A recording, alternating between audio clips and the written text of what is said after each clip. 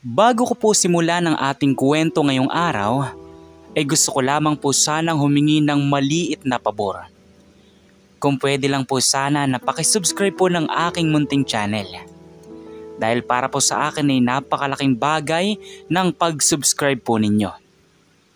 At sinisigurado ko po na babalik sa inyo ang napakalaking blessings. Kaya hindi ko na po ito patatagalin at umpisa na po natin ang ating kwento. Pagkabilang kong 3, Jordan, tatakbo tayo papasakay ng jeep na yun ha.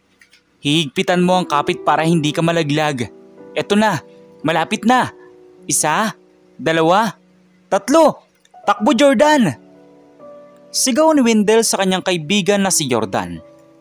Kapwa sila nasa 11 taong gulang pa lamang at araw-araw nilang ginagawa ang gantong gawain. Naghihintay sila ng mga sasakyang dadaan tapos mag-aabot ng mga sobre sa pasahero. Na kung sa madaling salita, sila ay isang badyaw. Ate, kuya, hindi po kami masamang tao. Huwag po kayong mag-alala. Hindi ko po kukunin ang mga gamit ninyo. Hindi po kami magnanakaw, kundi isa lamang po kaming badyaw. Maraming salamat po sa ibibigay ninyong biyaya. Nawa po'y maging ligtas kayo sa paroroonan ninyo. Sabi ni Wendell sa mga pasahero habang nakaluhod. May ibang mga pasahero na dumukot sa kanilang bulsa at kumuha ng barya na inilagay sa sobre. Habang may iba naman na nakasimangot at tila hindi gusto ang ginagawa nila. Ginagawa nyo ng hanap buhay ang panlilimos. Asan bang mga magulang ninyo? Bakit hindi kayo doon humingi ng pera? Araw-araw na lang kayong humingi ng pera sa mga pasahero. Tila nakakaswerte na ata kayo ah. Samantalang kami, sobra-sobrang pagod namin sa trabaho. Tapos kayo hihingi-hingi lamang sa amin? Aba, mahiya naman kayo. Sabi ng isang pasaherong lalaki na may katangkaran. Ganyan ang mga yan. Ginagawa na nilang negosyo ang panglilimos. At pag di mo pa nabigyan, sila pa yung may ganang magalit. Dapat sa mga yan ay dinadala sa bahay ampunan para naman wala ng pakalat-kalat na mga badyaw dito. Paano na lang kung masagasaan ng mga yan? E di kulong pang nakabangga, mga purwisyo sa kalsada. Sikmat naman ng isa pang pasahero. Kuya, hindi naman po kami nananakit. Humihingi lamang po kami ng ayos. Hindi naman po kami namimilit kung hindi kayo makakapagbigay. May naong sabi ni Jordan. Ang dami-dami nyo nang sinabi. Hindi naman kami namimilit na magbigay kayo. Baka duraan kita sa mukha eh. Ang yabang-yabang mong lalaki ka. Galit na sabi ni Wendell. Wendell, huwag ka na magalit. Hayaan mo na sila. Tara na nga, baba na tayo. Pag-aya pa ni Jordan. Agad namang sumunod itong si Wendell sa pag-aya ni Jordan. Ngunit bago ito bumaba ay dinuraan muna nito ang 2 lalaki sa muka. Walang niya kayong mga bata kayo. Ang babastos nyo talaga. Huwag na huwag ko kayo makikita sa mga susunod na araw at talagang malilintikan kayo sa akin. Galit na sigaw ng lalaki habang duro-duro ang 2 papalayo sa jeep. Sumigaw pa naman itong si Wendell at inasar ang lalaki. Buti nga sa'yo, ang damot-damot mo kasi. Hindi ka na nga nagbigay. Kung ano-ano pa ang sinasabi mo. Ble, buti nga sa'yo. Sigaw pa ni Wendell habang papalayo ang jeep. Dahil sa ginawa niya sa lalaki ay kinausap siya ng kaibigang si Jordan. Wendell, bakit mo naman ginawa yun sa 2 lalaki? Alam mo bang masama ang nandudura ng kapwa? Oo, alam ko na wala tayong pinag-aralan. Pero alam mo naman siguro ang tama at mali, di ba? Paano na lang kung makita tayong muli ng mga yun? Baka kung anong gawin sa atin. Kaya minsan takot na mga tao sa ating mga badyaw dahil sa ganang pag-uugali ng mga kasamahan natin. Tapos nakigaya ka pa? Naiinis na sabi ni Jordan sa kaibigan. Hindi ko naman gagawin yun kung hindi sila nagsalita ng masama sa atin, di ba? Deserve nila yun dahil madadamot sila. Hindi naman tayo namimilit na magbigay sila, pero kung ano-ano kagad ang pangusga na ginawa nila sa atin. Pagpapaliwanag pa ni Wendell. Oo, andun na nga yung nagsalita sila ng masama sa atin. Pero dapat hindi mo na pinansin. Tingnan mo tuloy, pinagbantaan tayo. Ang hina-hina din kasi ng pasensya mo minsan. Palagi ka na lamang galit. Naiinis na sabi na ni Jordan. Bakit parang nagagalit ka, Jordan? Akala mo naman ang bait-bait mo. Nakakagawa ka din naman ng masama, di ba? Kung ayaw mo sa ugali ko, di humanap ka ng bago mong kaibigan. Bahala ka na nga sa buhay mo. Sabi pa ni Wendell bago akmang tumalikod. Huwag mo kong talikuran, Wendell. Kinakausap pa kita. Ganyan talagang ugali mo no? Pag pinagsasabihan ka sa mga mali mong ginagawa, ikaw pa itong matapang. Sige, bahala ka na sa buhay mo. Maghanap ka na ng bagong kaibigan mo. Basta ako, ayoko nang mamalimos sa kalsada. Maghahanap na lang ako ng matinong trabaho. Hindi yung naasa lamang sa pangihingi sa mga tao. Inis na sabi pa ni Jordan. Bahala ka, Jordan, kung yan ang gusto mo. Basta ako, magpapatuloy mamalimos. Huwag mo na akong babalikan ha. Ayaw na kitang makita. Simula ngayon, hindi na tayo magkaibigan. Good luck na lang sa magiging buhay mo. Dahil i-discriminate ka lang ng mga tao pag nag-apply ka sa trabaho. Bahala ka na. Paalam na.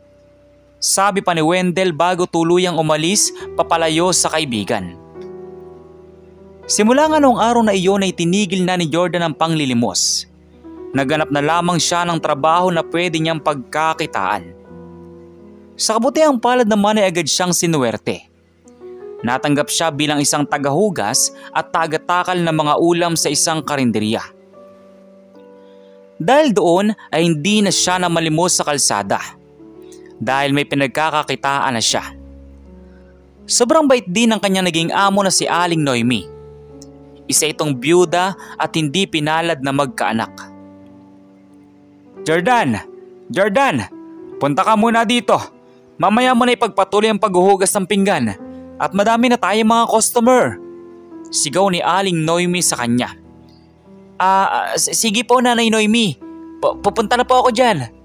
Sigaw naman na sabi ni Jordan bago dali-daling pinuntahan ng amo. Tinulungan niya ito na magtakal ng mga ulam na binibili ng mga customer. Hindi na kasi kaya ni Aling Noemi na mag-isa. Dahil madami na nag-aantay ng mga customer sa kanila. Hindi din kasi may tatanggi na masarap talaga ang mga putahing niluluto nito kaya talagang sila ay binabalik-balikan ng mga tao.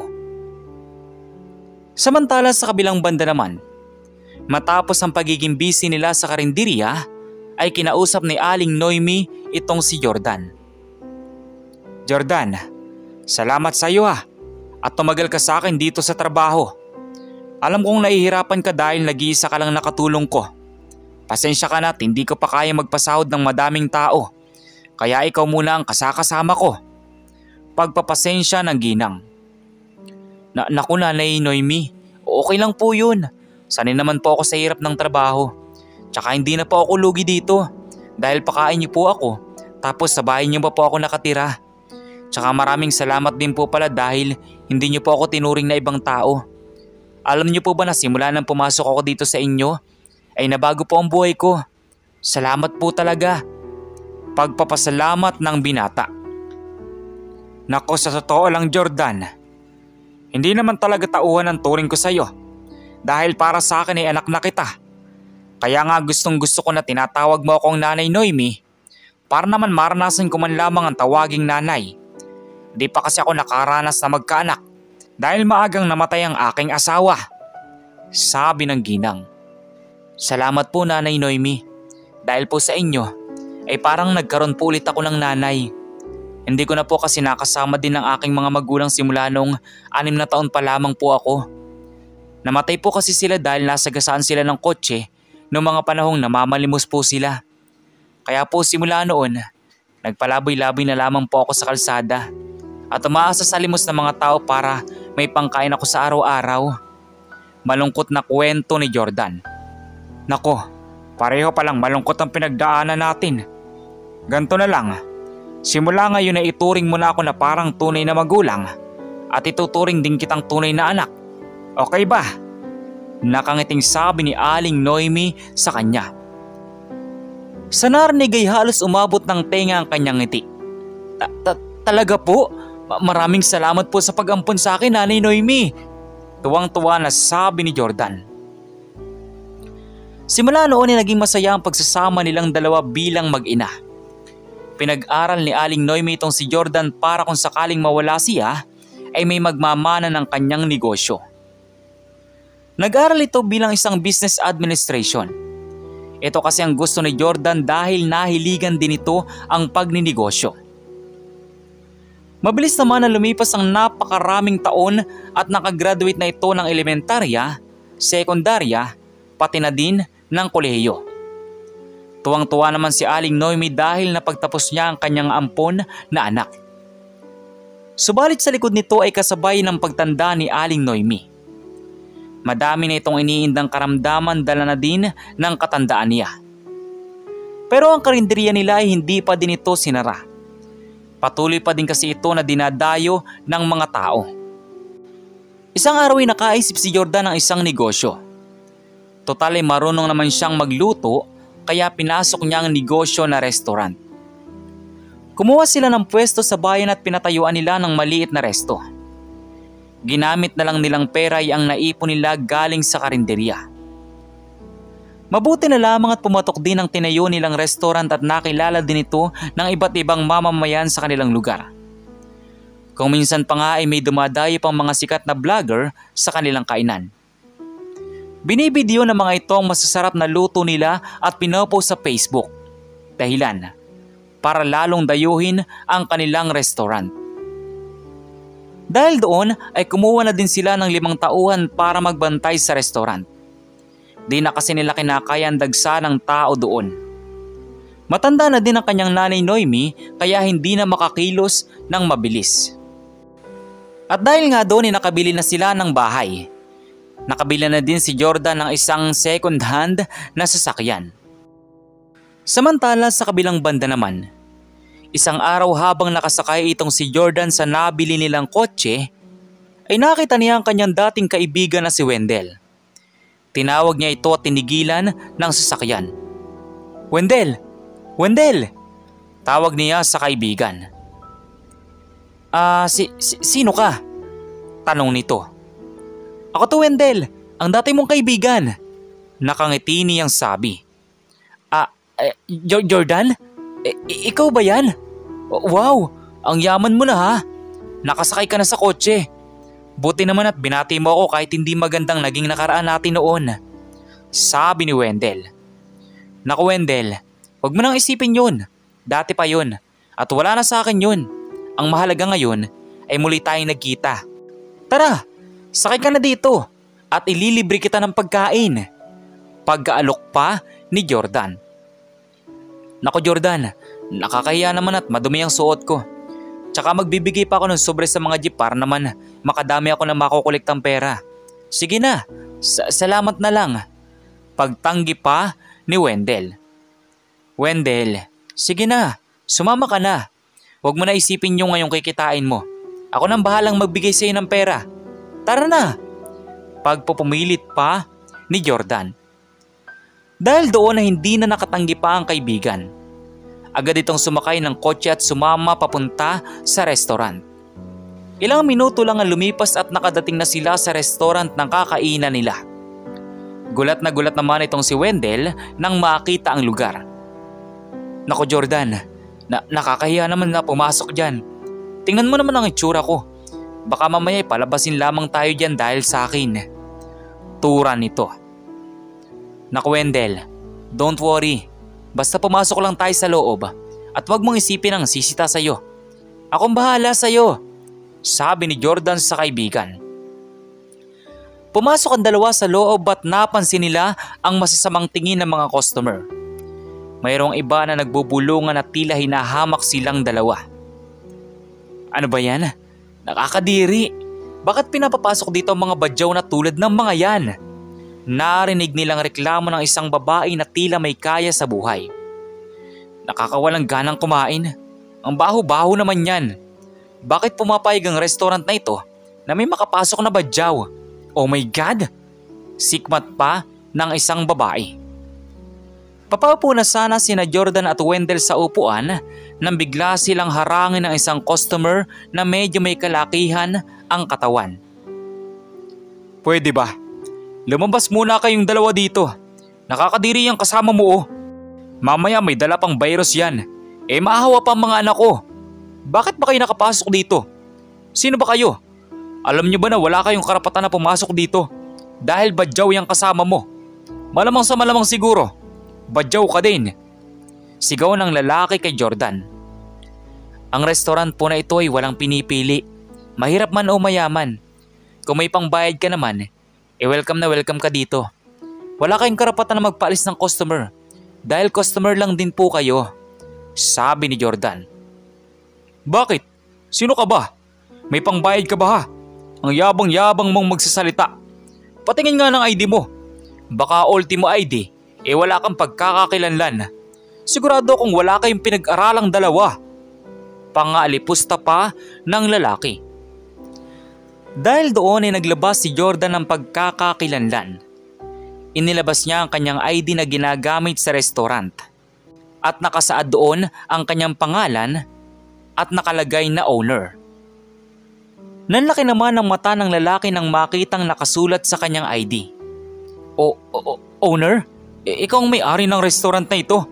Imposible. Hindi totoo yung ID mo. Nagsisinungaling ka. Tawa pa ng lalaki. Dahil hindi pinaniniwalaan si Jordan ay tinawag niya ang isa niyang tauhan na abala sa counter. Madami kasing tao noon kaya hindi napansin ng mga ito na andon si Jordan. Sir Jordan? Andito po pala kayo. Bakit po? Ano po ang kailangan nyo? Ano po ang gusto nyo pagkain? Kumain na po ba kayo? Natatarantang tanong ng isang waiter kay Jordan. Gusto ko lang sana na patunayan sa harap ng lalaki na ito na ako ang may-ari ng restaurant na ito. Minamalit kasi kami ng kaibigan ko.